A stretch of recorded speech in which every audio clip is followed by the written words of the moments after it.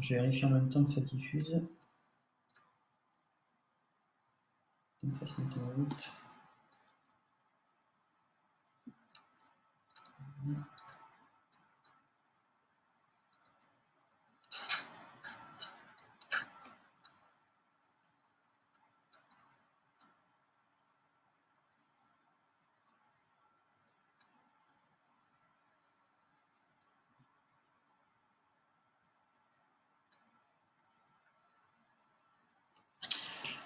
Bien. Eh bien, bonjour Sébastien. Bonjour Mika. Merci à toi d'avoir accepté de t'entretenir avec moi. L'objectif de cet entretien, je suis comme toi un acteur économique dans le domaine culturel, animation, spectacle, événement. Et c'était de partager et de diffuser la problématique à laquelle tu es évidemment confronté comme tout le monde. Et voilà, et partager au plus grand nombre, on va dire, présenter ta structure à la fois et à la fois partager tes difficultés rencontrées dans le cadre de ce qu'on appelle maintenant une crise économique. Alors, je te propose donc de structurer cet entretien en 3 parties. Une première partie dans laquelle je vais te demander de te présenter et puis de présenter ta structure, Vinylement Production. Et puis une deuxième partie où tu vas parler du contexte actuel, évidemment les difficultés rencontrées pour ta structure et les artistes avec lesquels tu travailles. Et puis une troisième partie dans laquelle on fera preuve d'optimisme et on parlera de l'après. Et je te laisserai évidemment présenter tes idées, peut-être tes envies, tes projets, si tu en as, pour parler de ce qui se passera après cette période actuelle. Donc, alors allons-y pour cette première partie. Je te propose de te présenter d'abord à titre personnel. Donc, je suis Sébastien Coll, chargé de prod, manager à Vinylement Production. C'est une structure qui est basée à Montélimar. Notre activité est la production de spectacles vivants, dans le sens gestion d'artistes. On s'occupe principalement des contrats de session, des factures, devis, salaires, relations avec les organisateurs, etc. Je fais aussi de la diffusion, de la prospection de lieux de spectacle pour 3 groupes et un artiste. Je fais aussi de la communication et un peu de stratégie marketing pour certains. Vinylement Production, c'est une dizaine d'artistes tout au long de l'année qui travaillent avec nous. Mon travail est surtout de veiller à ce que tout se passe pour le mieux, que ce soit pour l'artiste ou pour l'organisateur d'événements. Voilà ce que je peux dire sur moi et la structure.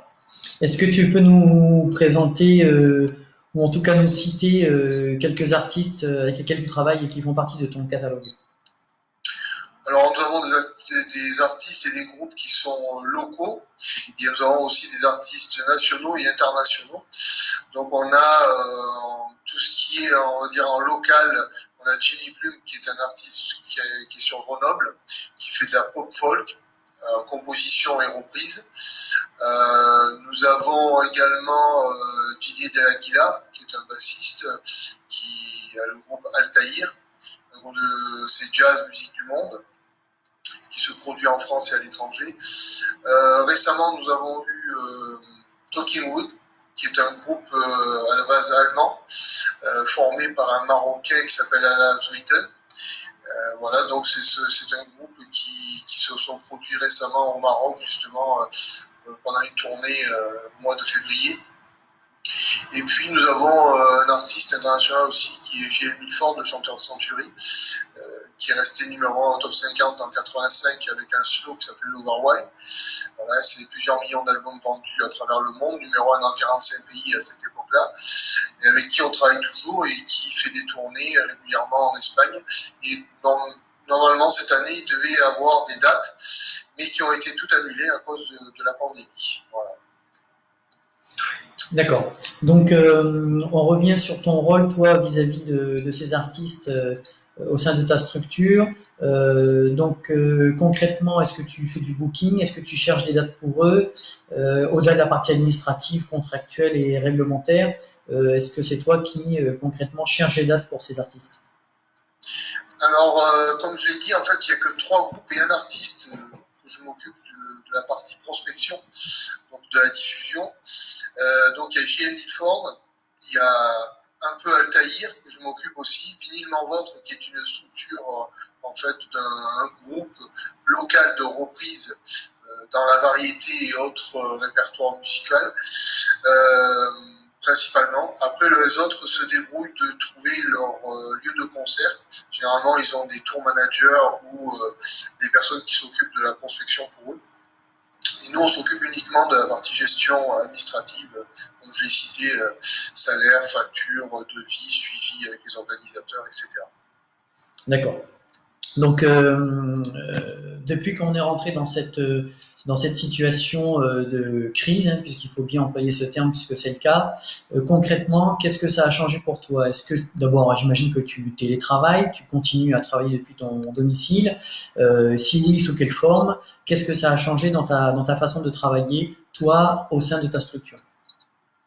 Alors en télétravail, j'ai pas été très longtemps, pas plus d'une semaine en fait, parce que maintenant on est au chômage technique depuis la troisième semaine de mars, vu que toutes les dates ont été annulées de mars, d'avril, de mai. Donc actuellement, même on a des dates qui commencent à s'annuler en mois de juin et juillet. Donc je pense que voilà, je ne peux plus travailler puisque je ne peux plus faire ni de la prospection, mis à part un peu de compta et travailler sur les bilans de 2019, je ne peux pas faire grand-chose. Notre activité est en stand-by. D'accord, donc je soulève que tu dis que les dates de mars, avril, mai ont été annulées et que des dates en juin et juillet commencent à l'être aussi. Oui, puisque notre gouvernement a bien stipulé que jusqu'à la mi-juillet, tous les rassemblements importants seraient annulés. Donc, beaucoup de structures, d'organisateurs annulent les dates.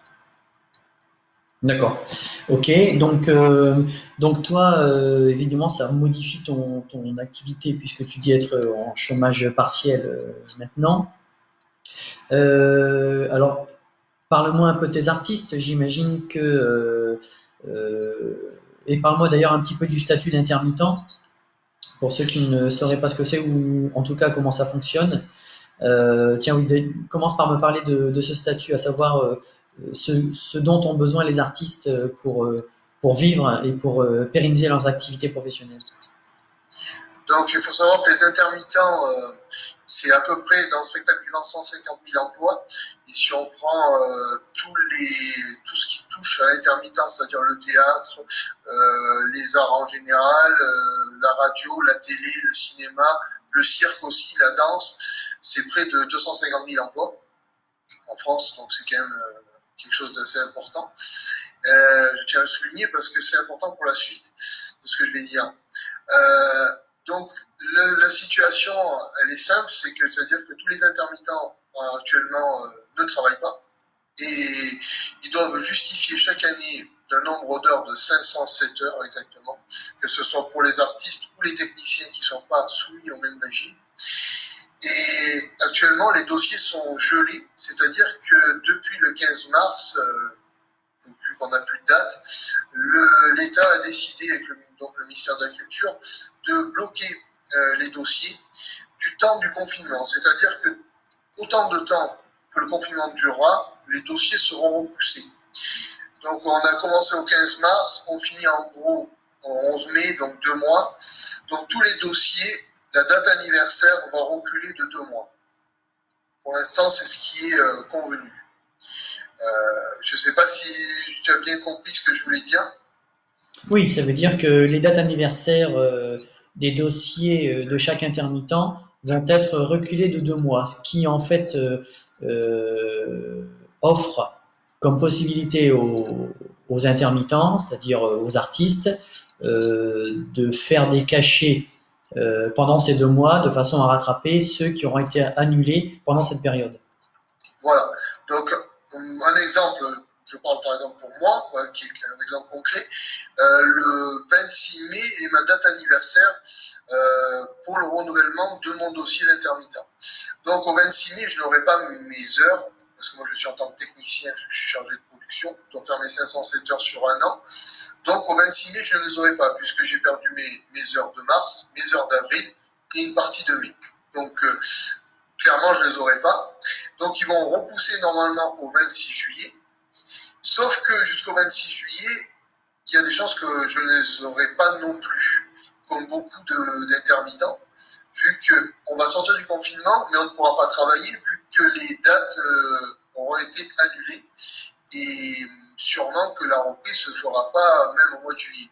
Donc, c'est là où il y a un flou, et pour l'instant, on ne sait pas du tout l'avenir des intermittents, comment ça va être géré, qu'est-ce qui va se passer. On sait que les syndicats qui sont assez importants dans le milieu du spectacle sont en négociation depuis le mois de mars avec le ministère de l'Agriculture, mais il n'y a pas à l'heure actuelle de précision sur les conditions. On verra par la suite. Bon, ça c'est ta façon, je dirais, professionnelle et administrative de présenter la chose, mais concrètement c'est catastrophique.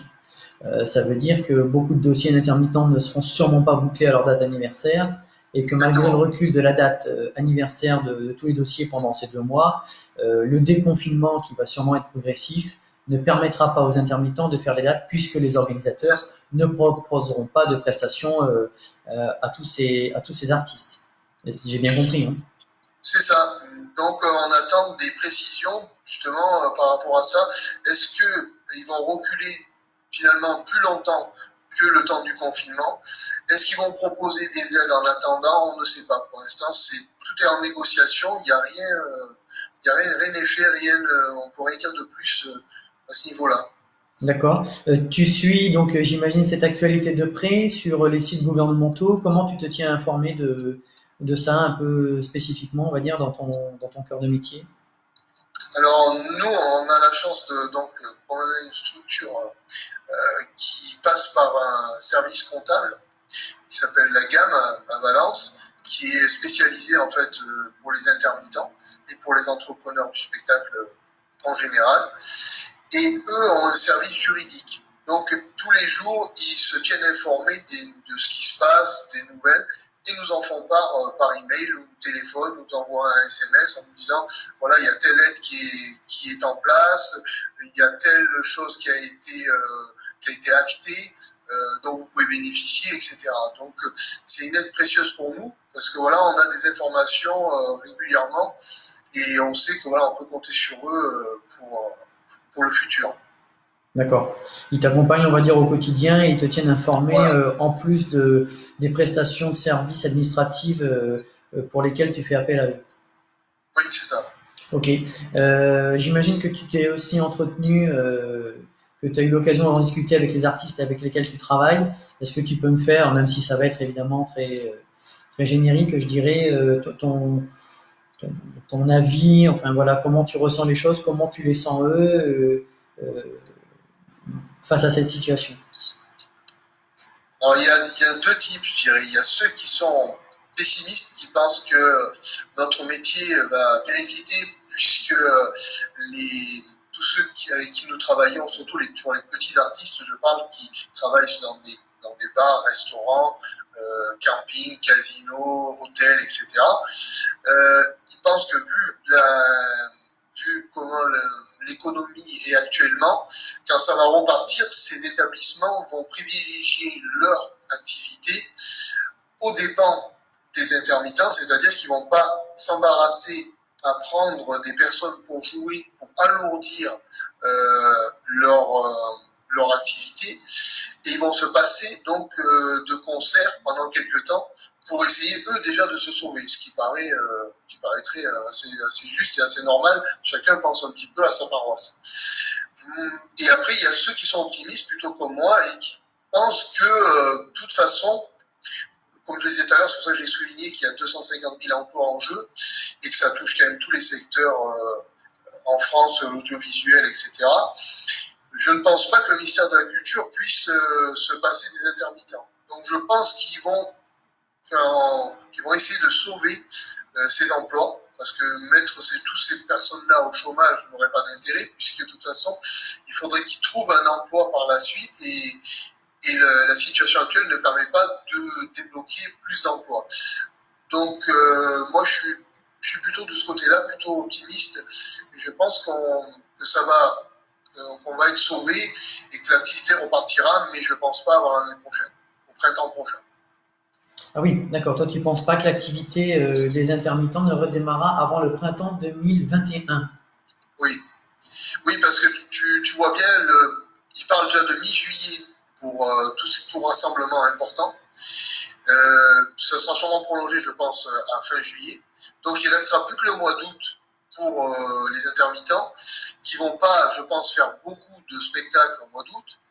Et après, ben, comme tu sais, on attaquera la saison automne-hiver. Et automne-hiver, c'est pas là où les intermittents ont le plus de spectacles, de concerts. Donc on va repartir au printemps prochain. Vraiment avec des dates et des projets. D'accord, d'accord.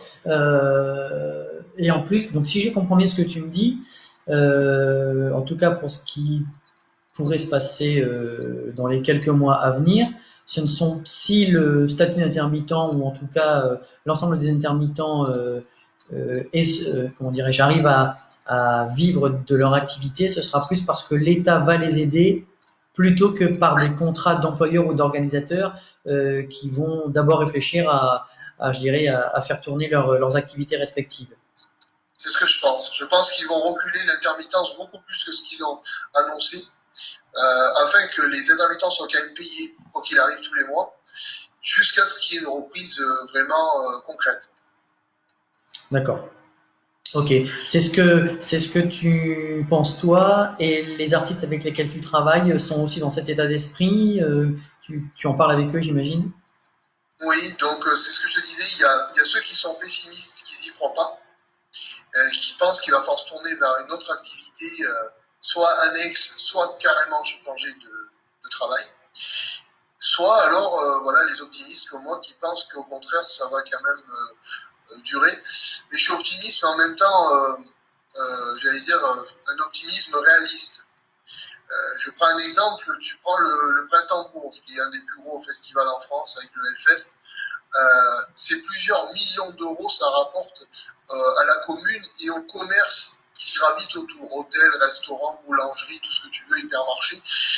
Et donc, une manne importante de taxes comme la TVA pour l'État qui récupère quand même de l'argent et qui ne va pas pouvoir se passer de toute cette manne de TVA qui va disparaître si on ne sauve pas le spectacle. Et ça, c'est un exemple. Donc, tu peux, t'as des centaines de festivals en France, mais tu as aussi, comme je le disais, la danse, le cirque, le théâtre, etc., où on retrouve la même chose. Donc, c'est ça qui me fait dire qu'on a bon espoir de garder notre statut. D'accord. Donc ça, c'est ta vision de l'après et le fait que, on va dire, l'État devra forcément soutenir cette branche d'activité pour pérenniser l'activité des intermittents. Oui, parce que j'ai lu encore dernièrement une étude, la culture en général, l'État rapporte 2,5 fois plus que l'industrie de l'automobile. Donc c'est quand même parlant, puisque l'automobile, quand même, c'est quelque chose de très important en France. Oui, c'est sûr. Et puis, on sait évidemment que lorsque il y a de l'animation, une festivité, un festival, peu importe le type d'événement, ça génère évidemment de l'activité économique Voilà. autour géographiquement, les hôtels, les restaurants, les boutiques de souvenirs. Il y a des retombées pour tout le monde. Il y a des retombées économiques voilà, autour des événements et festivités qui sont organisés. Ok. Bon. Peut-être pour finir,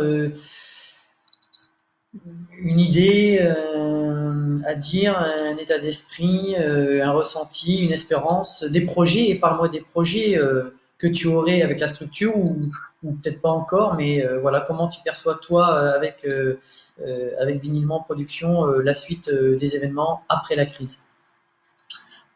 Après la crise, je pense qu'on va repartir avec des petits changements au niveau de la production. Ça nous a permis de pouvoir se poser et de réfléchir justement plus calmement parce que, comme tu sais, comme toi, comme beaucoup de personnes qui sont dans cette activité, on est pris dans un tourbillon où tout va très vite et tous les jours ça s'enchaîne, il y a beaucoup de choses à faire, on n'a pas toujours le temps de se poser pour vraiment réfléchir à la direction que l'on veut prendre.